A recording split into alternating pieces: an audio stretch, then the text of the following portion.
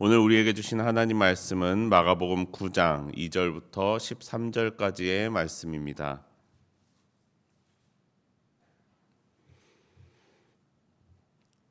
마가복음 9장 2절부터 13절까지의 말씀, 저와 여러분이 한 절씩 교독하겠습니다. 엿새 후에 예수께서 베드로와 야고보와 요한을 데리시고 따로 높은 산에 올라가셨더니 그들 앞에서 변형되사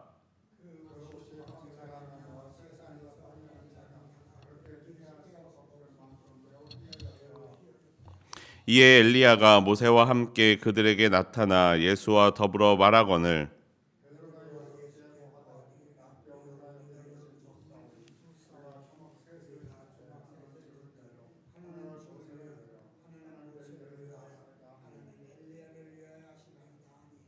이는 그들이 몹시 무서워하므로 그가 무슨 말을 할지 알지 못함이더라.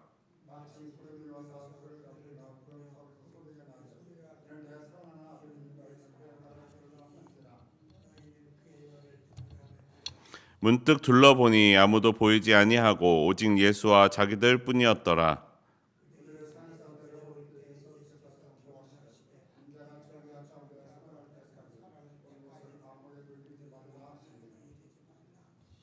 그들이 이 말씀을 마음에 두며 서로 문의하되 죽은 자 가운데서 살아나는 것이 무엇일까 하고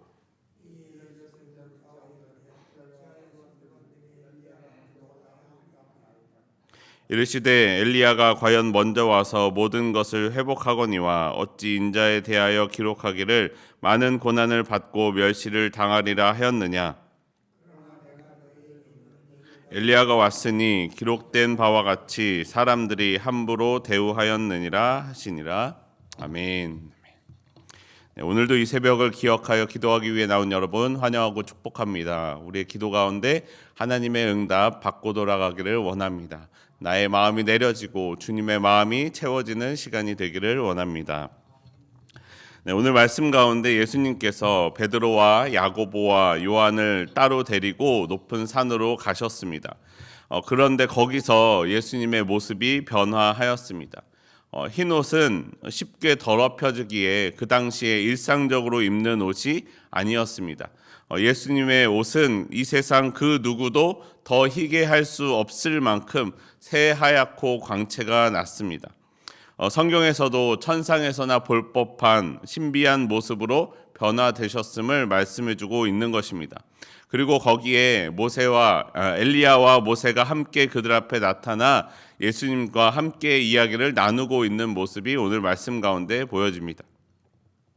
엘리야와 모세, 엘리야는 구약에서 대표적인 능력의 선지자였습니다. 게다가 죽을 때에 죽음을 보지 아니하고 불병거를 타고 하늘로 올라갔습니다. 그리고 모세는 율법을 받아 기록한 사람입니다. 모세도 여호수아와 이스라엘을 가나안 땅으로 보낸 후에 죽음에 대하여 자세하게 기록되지 않은 사람입니다. 이 엘리야와 모세가 예수님과 함께 있다는 것은 예수님이 이 엘리야보다 더 능력이 있으신 분이시고 모세와 같은 그리고 모세보다 더 완전한 율법을 전할 분임을 보여주고 있는 것입니다. 그야말로 예수님께서 이 이스라엘이 기다리고 있었던 메시아이심을 보여주고 있는 것입니다.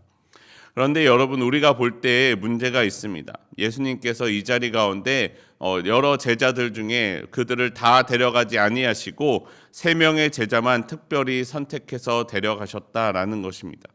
그들은 평소에도 예수님과 특별히 더 가까이 지내며 회당장의 딸을 고칠 때에도 특별히 데려가셨던 3사람입니다. 이 3사람이 예수님이 변화되신 사건은 이 3사람에게만, 특별히 몇 사람에게만 선택되어 보여진 것입니다. 그리고 그들을 통하여 제자들에게 그리고 사람들에게 전해지게 됩니다. 사랑하는 성도 여러분, 우리가 이 자리에 나아가기를 원합니다. 예수님이 메시아이심을 눈으로 볼 수 있는 자리입니다. 제자들 중에서도 선택된 자들만 들어갈 수 있는 자리였습니다. 그러면 어떻게 이 3사람 중에 들어갈 수 있었을까요? 이 3사람은 어떻게 이 특별한 자리에 예수님과 함께 할 수 있었을까요? 누가복음 본문에서는 우리에게 이렇게 전합니다. 누가복음 9장 28절 중에 이렇게 말씀합니다. 예수께서 베드로와 요한과 야고보를 데리고 기도하러 산에 올라가사. 그들은 예수님의 기도의 동역자였습니다. 예수님과 함께 기도를 하던 사람들이었습니다. 기도를 하기 때문에 기도를 할 때의 그 능력을 보게 되는 것입니다. 오늘 설교 본문을 준비하다가 저의 삶을 돌아보게 합니다. 이런 본문을 볼 때마다 삶을 늘 생각하게 합니다. 나는 하나님의 음성을 듣기 위하여 얼마나 기도하고 있는가? 하나님께서 나의 기도에 응답하신다라는 것을 내가 알고 믿고 있으면서도 기도에 더 힘쓰지 못하고 있는 나의 모습을 보게 됩니다. 사랑하는 성도 여러분, 우리가 하나님의 역사하시는 자리에 나아가기를 원합니다. 그 자리가 어떤 자리입니까? 내가 기도하고 나아가는 자리입니다. 기도 없이 가는 자리가 아니라 기도하면서 나아가는 자리입니다. 내가 기도하는 그 자리가 하나님께서 응답하시는 자리입니다. 기도할 때 응답받을 수 있습니다. 예수님과 동행하는 사람은 예수님과 함께 기도하는 사람입니다. 예수님의 이름으로 기도하는 사람입니다. 기도해야 하나님의 역사를 볼 수 있습니다. 우리가 더욱 기도에 힘쓰기를 원합니다. 그리고 우리가 그 은혜의 자리에 들어가기를 원합니다.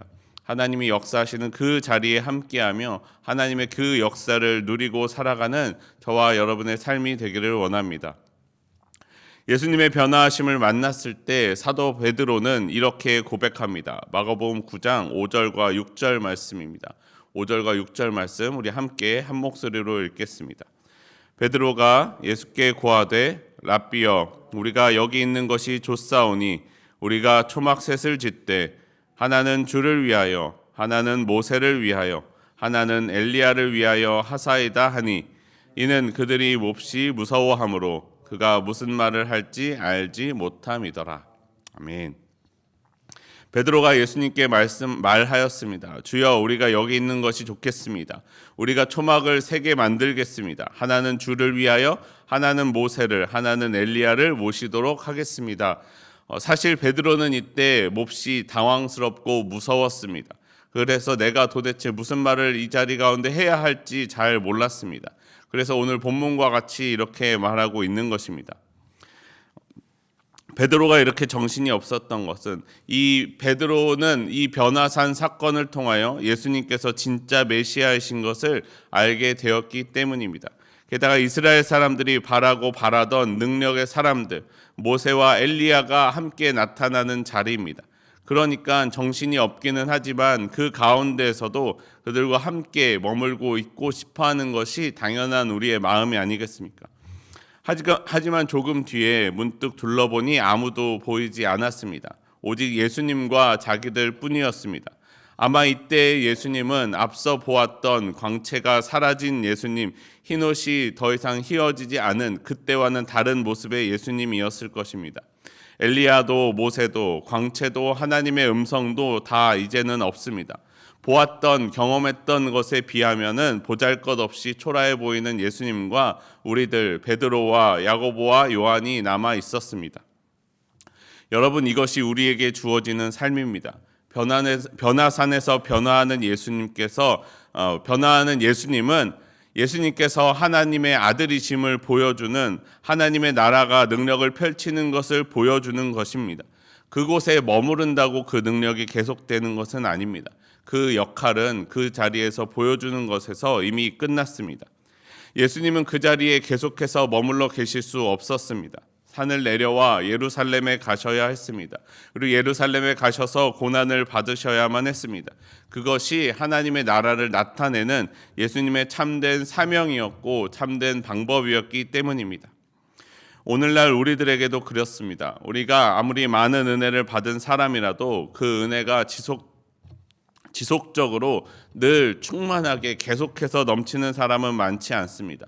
어떤 때는 우리가 은혜를 많이 받아 신비한 경험들을 하기도 하고 하나님께서 특별하게 응답하시기도 합니다.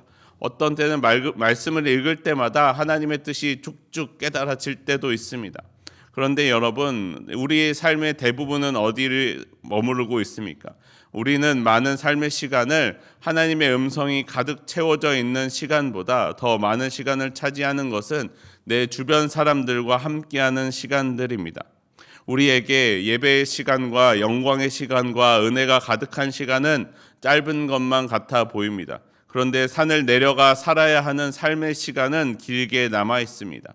은혜의 시간은 행복하고 기쁜데 길게 남아있는 삶의 시간은 우리의 영과 몸이 힘들고 지치며 에너지를 사용해야만 하는 시간들입니다. 그러나 그럼에도 불구하고 우리는 이 산을, 은혜의 산을, 변화산을 내려가야만 합니다. 이 산을 내려가면 예수님에게 기다리고 있는 것은 말씀드린 것처럼 고난과 바로 십자가 고통뿐입니다. 예수님의 죽음이 이제 예수님을 기다리고 있습니다.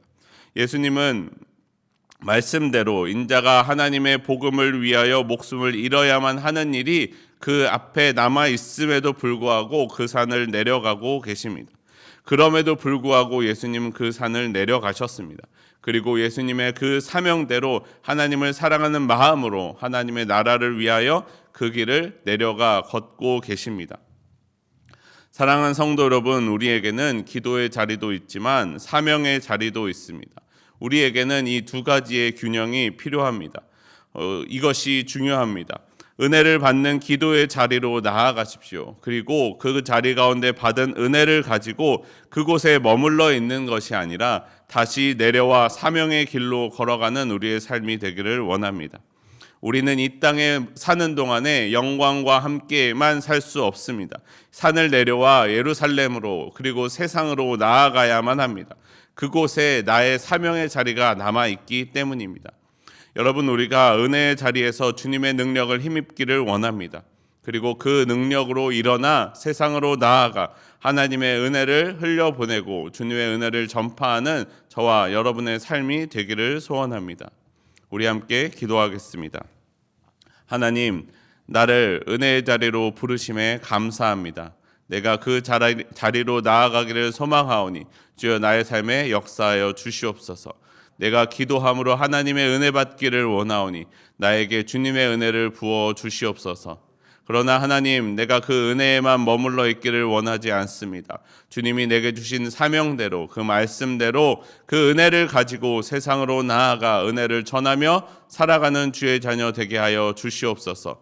산을 내려와 고난의 자리임에도 불구하고 사명의 길을 걸어가셨던 예수님처럼 나도 그 길을 걷는 주의 자녀 되게 하여 주시옵소서. 우리 주 예수 그리스도의 이름으로 기도합니다. 아멘.